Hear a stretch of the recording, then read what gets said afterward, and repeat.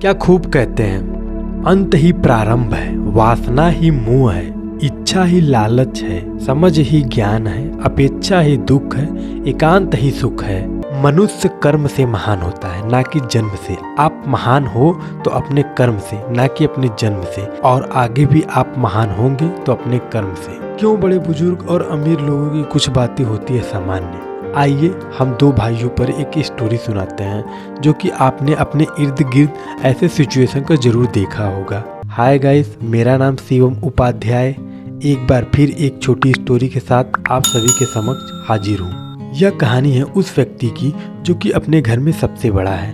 वो दो भाई और एक बहन के साथ रहता है जो कि उनके माता पिता बचपन में ही गुजर गए थे। वो उनमें से बड़ा भाई आज उसके ऊपर अपने भाई के प्रति कुछ भी कर डालने का जुनून सवार है। वह अपने भाई से आज घृणा करता है और खुद उसे सोच सोच के परेशान रहता है। उस आदमी की छवि पूरे गांव में सबसे उच्च विचार वाली छवि मानी जाती है, मगर आज उसके ऊपर कुछ भी कर डालने का भूत सवार है और उसी तकलीफ का समाधान निकालने के लिए अपने गुस्से से जो बन पड़ेगा वो करने के लिए निकल पड़ा है। वो अपने गांव के सबसे बुजुर्ग इंसान के पास पहुंचता है जो कि उस एरिया के सबसे अनुभवी व्यक्ति माने जाते हैं और उनसे बोलता है, आप तो जानते हैं हमने अपने भाई की परवरिश किस किस तरीके से की। मैंने उसके लिए क्या कुछ नहीं किया। मैंने अपने भाई को आगे बढ़ाने के लिए सब कुछ किया।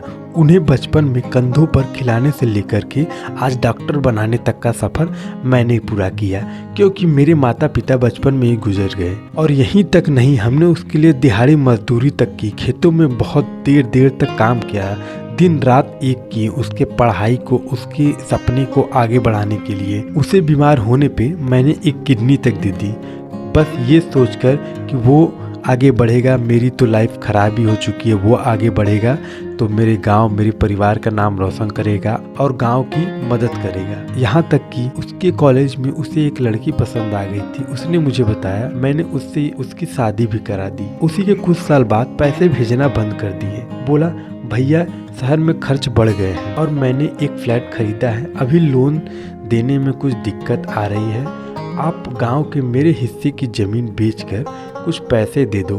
ये सुनने के बाद मैं टूट गया। मेरे पर क्या बीत रही है वो मैं अपने लफ्जों से बयान नहीं कर सकता।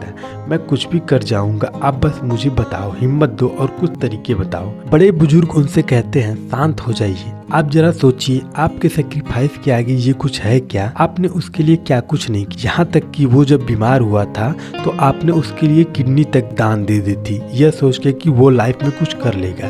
तो आप यह हरकत करके क्या ही साबित कर देंगे? आप अपने आप को क्यों गलत साबित करना चाहते हैं? आप एक महान इंसान हैं। आप ये सब कुछ मत सोचिए, बस दे दीजिए। आपने सब कुछ किया उसके लिए, इतनी सी बात के लिए आप अपना होश ना खोइए। ये सब फिजूल की बात है। आप ये सब के चक्कर में पड़कर आपको कुछ नहीं हासिल होने वाला, बल्कि आप बाद में इसे सोचकर पछताओगे। आप जाइए, अपने बेटे को आगे बढ़ाने के लिए जुट जाइए। आगे की जिंदगी खुद ब खुद अच्छी बन जाएगी। आप जाइए, आप अपने कर्म करो, क्योंकि कर्म से ही आदमी महान होता है। वो आदमी इतनी सी बात सुन के वहाँ से निकल पड़ता है। बुजुर्ग को ऐसा लग रहा था शायद मेरी बात इसे समझ नहीं आई। कुछ साल बाद वह आदमी उस बुजुर्ग इंसान के पास मीठा लेकर पहुँचता है और बोलता है, मेरी फैमिली तबाह होने से बचा लिया आपने जैसा बोला था मैंने एकदम रूबरू वैसा ही किया था। मेरा बेटा आज सॉफ्टवेयर इंजीनियर बन गया है और वो भी मेरे भाई की बदौलत। उसने इसे पढ़ाई की सारी जिम्मेदारी उठाई और आगे बढ़ाने के लिए प्रेरित किया। सही कहते हैं, आदमी कर्म से महान होता है, ना कि जन्म से। जाते जाते मैं बस इतना कहना चाहूँगा, धन कमाना बड़ी बात नहीं है, मगर परिवार के साथ मिलकर रहना बहुत बड़ी बात है। अगर ये कहानी आपको अच्छी लगी है तो प्लीज़ इसे लाइक जरूर करें और भी इंस्पायर्ड स्टोरी के लिए चैनल को सब्सक्राइब करना ना भूलें। Thanks for watching my video.